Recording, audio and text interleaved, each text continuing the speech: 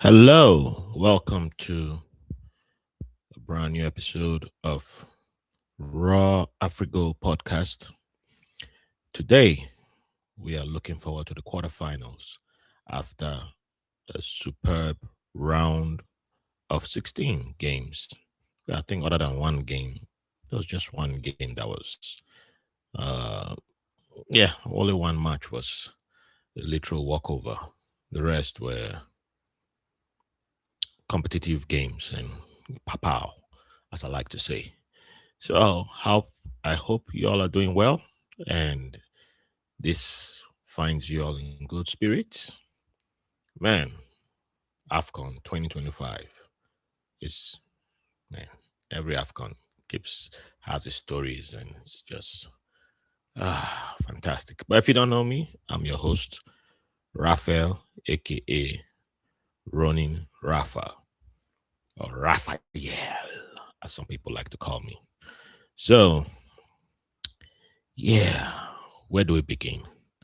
We got four amazing matches to look forward to. Each game could be a final. Well, one match is not a final, to be honest. And let's start with that. Mali versus Senegal. With all due respect, Mali should have been here. That's the team that shouldn't be here. They haven't won a game in regulation. They, I don't think they've had a shot on target in 90 minutes. Well, maybe in the Comoros game. I mean, not. Yeah, even that game, there's a weird fascination. There's a love for Tom Saintfield. I'm not a fanboy for him, but he has a large love from the sporting media. African sporting media just loves to copy and paste whatever has been done by other sporting media, and that man has been allowed to fail in a way that African coaches aren't allowed to fail. So he gets the benefit of the doubt. I don't think he's a bad coach. I'm not saying that. My issue is that Tom Saintfield gets to grow, evolve like all of us as humans. We are allowed to. And then he finds himself in a plush job. Now, what he did with the Gambia, I think that was bound to happen based on the growth in the way they've been um, planning their football, with their little infrastructure they've been improving on. So they just need the right person at the right time to be there. And if you look at, I think John McMinistry is his name, the current coach, they are playing far better than under, excuse me, Tom Saintfield. The only problem is that I don't think it's a problem. It just shows how competitive African football is. So if you're not in a group that it's considered um, lucky, then it's much difficult to qualify. And they didn't find themselves in a group that one would consider soft. Actually, there's no easy groups, but what the luck wasn't on their side, so that's why they're not here at this tournament. And then people will say, "Oh, Tom Saintfield was nah." I'm like, "Nah."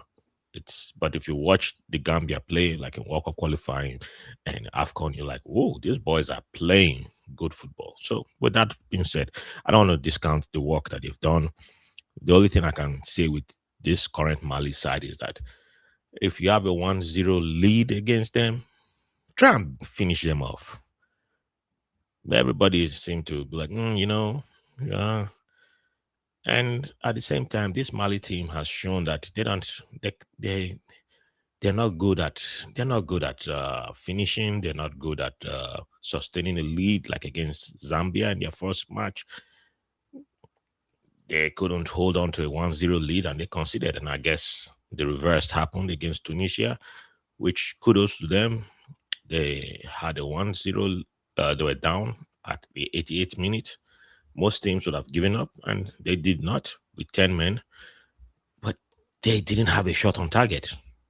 If not for one person losing his mind, doing something silly and conceding a penalty. And most of the, I think, yeah, I think that's how they've scored. All their goals have been penalties. Have a good, I mean, nothing wrong, but if you know how to score a penalty, you score a penalty. So Senegal is a team that has shown that whether you score against them first or they score against you first, they're going to beat you. They know how to raise their game to another level that it doesn't matter how good you play, they play better than you. And that's why Senegal will beat Mali. And I'm not even wasting my time analyzing. It's not even going to be close. Senegal will up their game no matter how Mali plays. Yes, it's technically a derby and the rules don't apply to a derby, but this derby is not even going to be close. This Senegal is doing something that I think Cote d'Ivoire is another team that's doing something similar. It just seems that they can just raise their game to another level. Whatever the opponent does, it's just I've never. It's rare to see this, and I hope they can carry this momentum to the World Cup, where whatever you bring, we're just going to take it to another level. Oh, you're doing this? Okay, up. You just raise it up, like okay, whoops. You playing? You bring your A game, we take it to A plus. I'm like, oh, we prepared for A, we're prepared for A plus, and whatever is higher than A plus. So, yeah. So, shout out to the Eagles of Mali, and this is not meant as a disrespect, but you're not up there with the Teranga Lions, and it's not going to be close. The scoreline might look close, but it's not going to be close when we go by performance. Yeah, I think in the semifinals we'll see a team that can match Senegal finally, performance wise. So shout out to um, um, Mali and but Senegal is they just I love it. Second game on Friday is a game that I'm excited to see between two indigenous coaches. One is brand new in the job, one is a veteran right now. Well, in terms of how long he's been on the job, yeah, since 2022 to 2025, so 3 years plus. Yeah. So Regragri is coming up with David Pago versus Regragri in the Battle of Lions. I don't think we've had a Battle of Lions. We've had a Battle of Cats. We've had a Battle of Eagles, but we've not had a Battle of Lions. So finally, we get the Battle of Lions. Indomitable Lions versus uh, Atlas Lions. This is going to be a game of contrasting styles, but it's not going to be like Cameroon's just going to sit back and no, this Cameroon is different. They're young guns, but they love to shoot. And they seem to have that perfect timing of when to shoot, how to shoot. And yeah, South Africa found out the hard way. If you don't take your chances, because Morocco will get chances. That's one thing. Because people have been, I don't know, that this anti-Morocco thing is so weird. It's so weird that people keep saying like Morocco hasn't been tested in this tournament. From the opening match, they were tested because they are playing under immense pressure. I don't think any host has played under this amount of pressure that Morocco is playing under. However, this is the most compact team that Morocco faced because Mali didn't. Mali couldn't hit a shot on target until the penalty they got against Morocco. So Mali offered a challenge, but Mali wasn't doing what they were supposed to do. That's a weakness that this Malian team has, and but we're not going to waste time on that. But Cameroon is a totally different ballgame. Five-time champions for a reason. And in the past, it was like, oh, it doesn't matter how they play, they just find a way to win. This team, it matters how they play.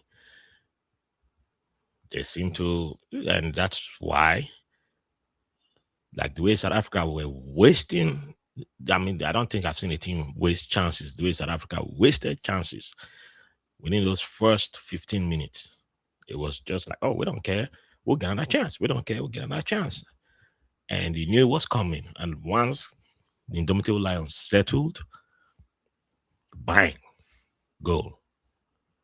And I was like, oof, there's a mountain for the Bafana to come out to climb over.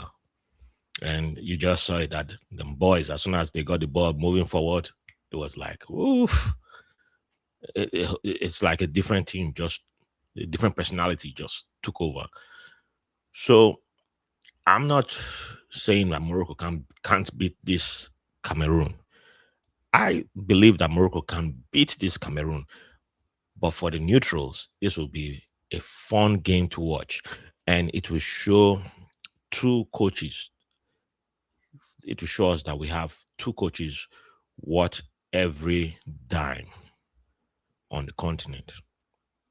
So it's a game to keep your eyes on because both coaches are not getting the amount of praise that the Tom Saintfield is getting. They're not getting that love from the sporting media. And both coaches have teams that have done far better than Mali has. But it's just, well, I guess they don't own social media influencers. They don't own, it's just, I guess that's where we are in this age and time. So you're going to see good footballing from both teams. And the young man, Fofana, no, is it Fofana? I was not sure I've written his name. That he's from what do you call it? From I'll pull up his name now. Fofane. No, why I keep calling him Fofane? I'm sorry about that. Kofani. Kofani. His name is right in front of me and I messed it up. Kofani, who's a big Cristiano Ronaldo fan because of the way he celebrates his goals. Bayer Leverkusen got it. They got one. Yeah, that guy, he can hit it from afar. He can finish from close range. His timing is impeccable. He offers something that I love. I love strikers that he reminds me of Patrick Mboma, and at the same time, up close, he reminds me of somewhere too. So it's just beautiful seeing him. And at the same time, you got Brian Diaz who's on fire. 4 games, 4 goals. Is he gonna make it 5 in a row? I know Brian Diaz scores. Somehow Morocco is not losing. So we got a match made for the neutrals right here. I love AFCON, man. How can you not love this tournament? There's no tournament like this. This is the best football tournament in the world. Next match. The Battle of the Greens. That's what I like to call it. When I was a kid, I used to be so afraid of this match. And then we qualified for our first World Cup and we had to go through this team again. And whoops, why did this skip past me? Algeria versus Nigeria. And that's in the 90s, well, 80s into the 90s. This used to be a big rivalry. And then after Nigeria qualified for the first World Cup, the rivalry started to die down. I don't even think these English Premier League kids know of this rivalry anymore. I don't think they are aware of it. It just, yeah, I think it changed for the kids who are all about English Premier League, English Premier League, English Premier League. Both teams are undefeated. I think that the only teams that have won all their matches. However, Nigeria won all theirs within regulation. On the other hand, Algeria, I'll say, okay, look at it this way. Nigeria hasn't faced real opposition in this tournament, but there have been weaknesses shown. Algeria has faced tougher tests in comparison to Nigeria. Like round of 16, Algeria faced a team that's potentially going to the World Cup. Algeria faced a team that hadn't lost a match in this tournament, and the match went into extra time. So you saw why both teams were. It was a very tight match. And then now Algeria is meeting another team that hasn't lost in Nigeria. Nigeria first faced Tanzania. You saw the size difference between both teams. Tanzania just returned back to AFCON for the first time, 2019? Yeah, that was like almost 30 something years gap. Hadn't been in AFCON. There was complete lack of experience. And since then, it's slowly been a steady progression. And they still haven't won a match. And this time they made it to the knockout round. But you saw the naivety still there, but they are progressing. It's a slow growth. Faced Tunisia, which was supposed to be the big test for this Nigerian squad, easily went past them. And then last 15 minutes, that was where the cracks began to show because it seemed like Tunisia remembered, oh, we have a match to play. But by then it was too late. Against Uganda, Uganda goes through 3 goalkeepers. I've never seen that before. Yes, Nigeria arrested a lot of players, but the gap in quality was there for everybody to see. And in Tanzania and Uganda, those are amongst the lower ranked African nations. Um, Tunisia is up there, team going to the World Cup with the highest ranked nations, but Tunisia didn't have a good tournament. So Nigeria hasn't been tested. And then you face Mozambique, won their first match out of 16 AFCON games or 15. First time they ever got a win. Or am I mixing Mozambique with somebody else? This was not, they've not truly been tested because you saw they blew Mozambique away, right? And that doesn't mean they are doing a bad job. No, you beat who's in front of you. You beat whoever you face. So why am I saying all that? There's a way you could get carried away. Sorry, let me rephrase that. One could get carried away or get complacent because you now say, oh, I'm getting used to winning this way, but you haven't been properly pushed.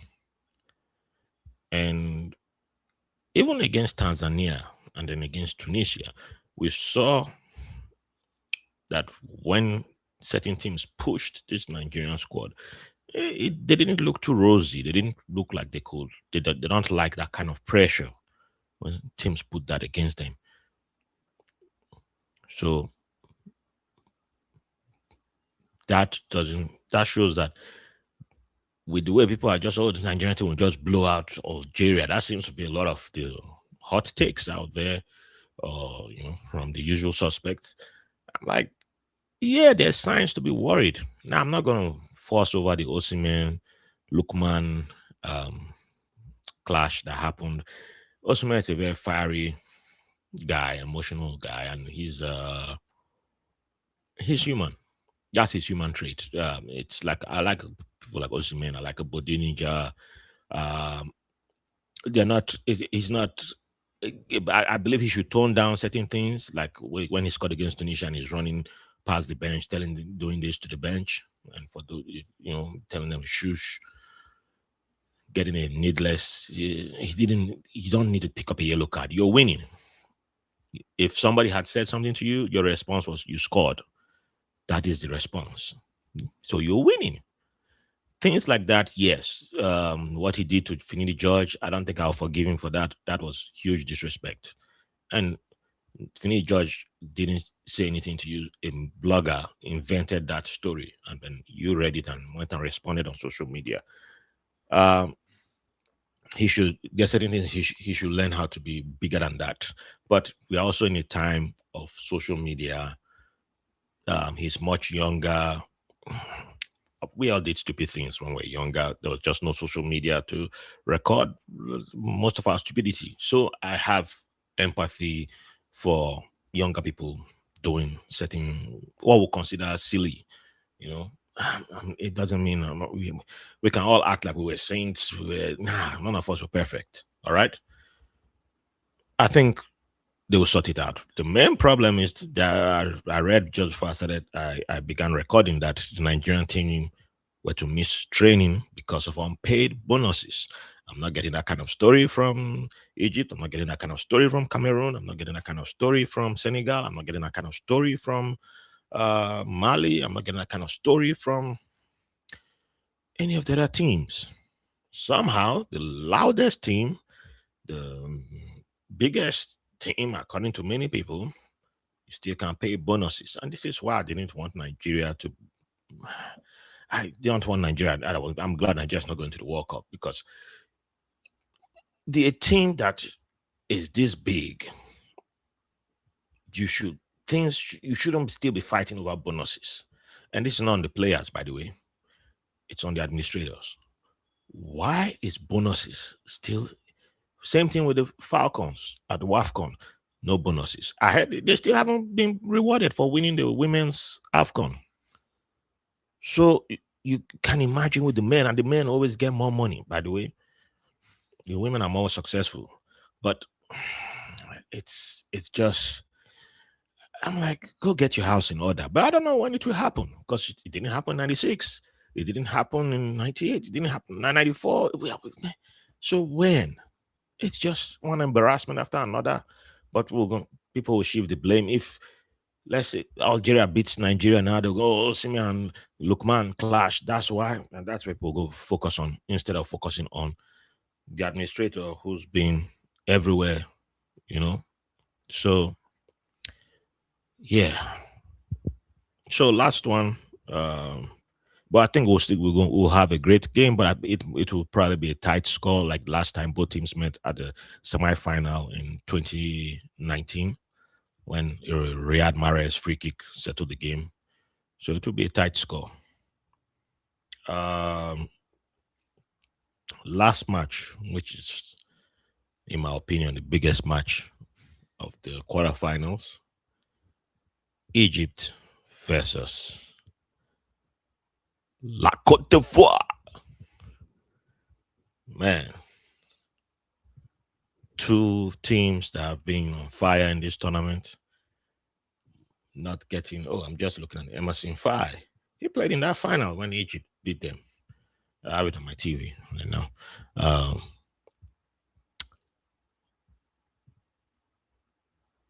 Two teams that aren't necessarily getting the love, but sleep on them, they beat anybody. In my opinion, I expect one of these teams, whoever wins this game, I think that team will probably be in the final. They'll make it to the final. Oh wait, I gotta see who faces each other from that bracket. I gotta make sure it's oh, somebody tried to call me.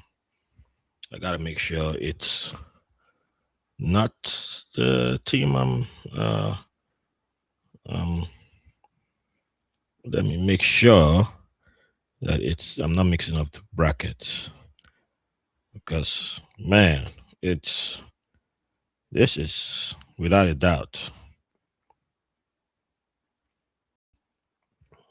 This is without a doubt the game of the quarterfinals. Egypt has shown that they can win in different ways. They can take punishment. No team has won. Okay, wait. Egypt has won by coming from behind in their first game.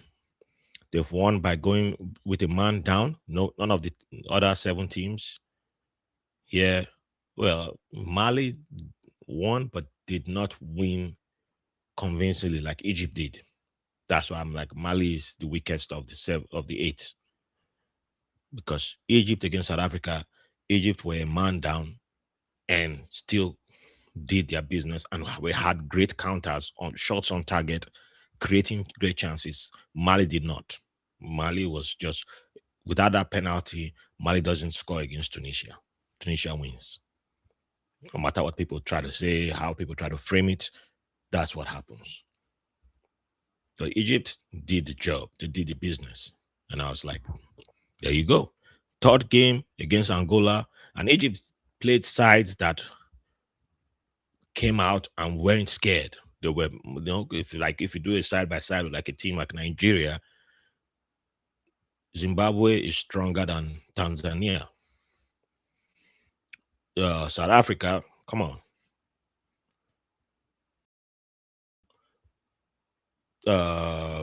Angola much stronger than Uganda and Tanzania combined. Far stronger. Have great winning record at AFCON. This tournament they struggled. But if you look at all their games, gave South Africa the business in the first game. First half, they were far better. Second half, yes, South Africa came back into the game. Um, Against Zimbabwe, that's the game that they should have won, but that's where you saw Zimbabwe also battled against Angola. So Egypt changed, rested a whole bunch of their stars, and they still battled against Angola in a game that Angola needed to win to remain in the tournament. And that's where I said, wow, Egypt showed something. They didn't even concede in that game. Round of 16, it looked like they had won, and then they concede out of nowhere, deflected goal. Most teams should have, oh man, collapsed because that's late, really late in the game. Mentally, they just rerouted and all right, we're back in it again. Extra time, did the business, and now that's a sign of strength. You don't sleep on those teams. You don't. You do that at your own peril.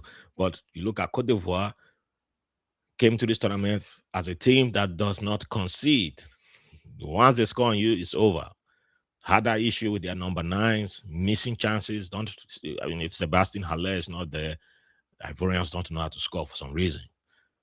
And then the first striker, Bayo, feel sorry for him because he wasted chances first game, second game, where they drew against Cameroon. Cameroon broke that um, jinx of teams not being able to score against La Cote d'Ivoire.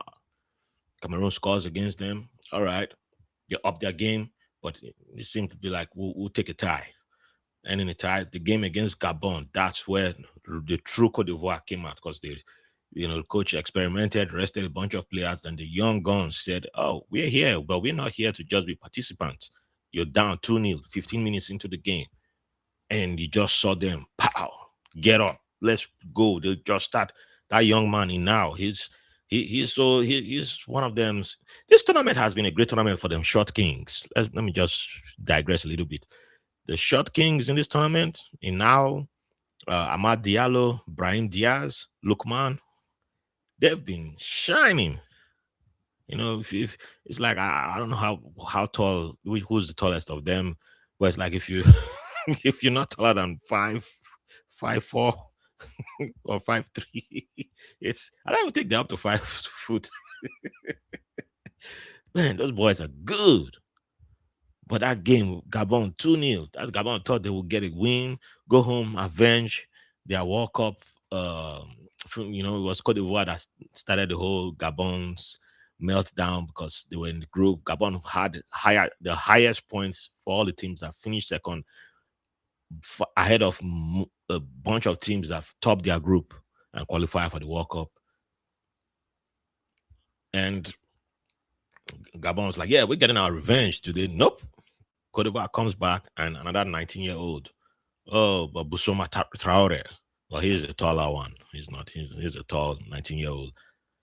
Comes in, steals the show.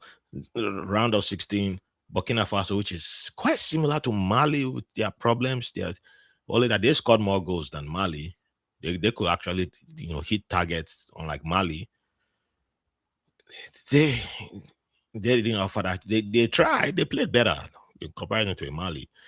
And you just saw Cote d'Ivoire blow them out of the water. Blow them like elephants, stomp them, not even blow them. Let me correct myself. Elephants, stomp them down, pam, pa, pa, pa, pa.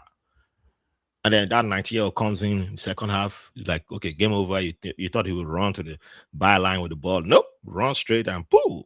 Much better goal than Gary Bill ever scored. I said, these boys. So I'm looking forward to this game with the Pharaohs. I'm not even going to risk it to predict who will win because this is football here. So yeah, we are in for a great time. And if you love African football, shout out. Shout out to you. One final thing I'll say before I wrap up, I would also like to acknowledge the Congolese brother who had been.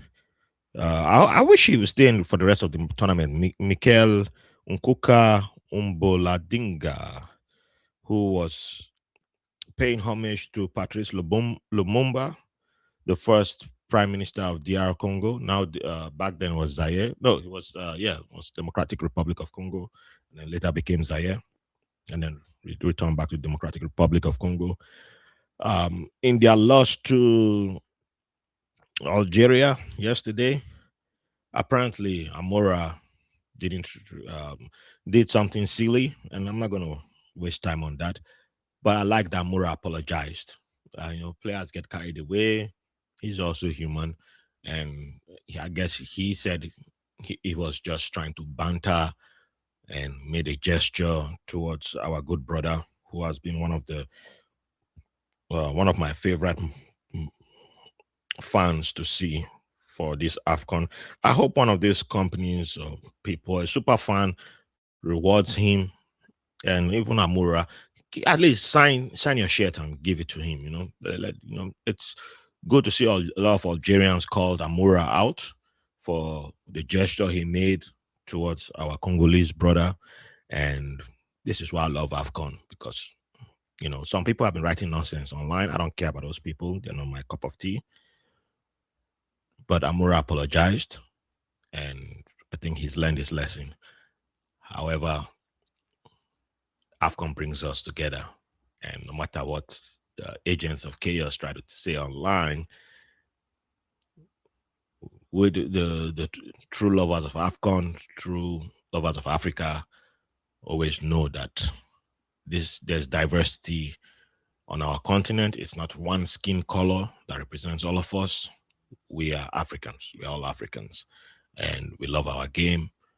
Even when we make mistakes, we can always, as far as you acknowledge your mistake, we'll come back together and hold hands. So there were a lot of Algerian, Congolese content makers who were dancing together, made funny content, and then I saw the video of Amura's error, and so glad it's been settled. And some people will hold on to that. I get it. You lost. You're not happy, but the good news is that Congo knows what to fix before March, and like Tunisia and the rest. So, with that being said, if you like what I'm doing, please support the channel, subscribe, share with fellow Africans or lovers of African football. It doesn't really have to be Africans watching this channel. Everybody can watch. I don't do anything about, I don't do content for EPL. There's so many people doing that. I don't do MLS. I don't do all this other stuff. I only do African football. If you want me to cover CAF Champions League, which I love watching, or CAF Conference and CAF Confederations Cup, I watch the women's CAF Champions League too. Well, that costs money. So if I ain't getting anything, then bring people to watch the channel, and then I can dedicate more time to making videos. And I will, I'll make more 1 minute videos for all that. With that being said, thank you for the privilege of your company. I appreciate the support, and keep liking, sharing, subscribing.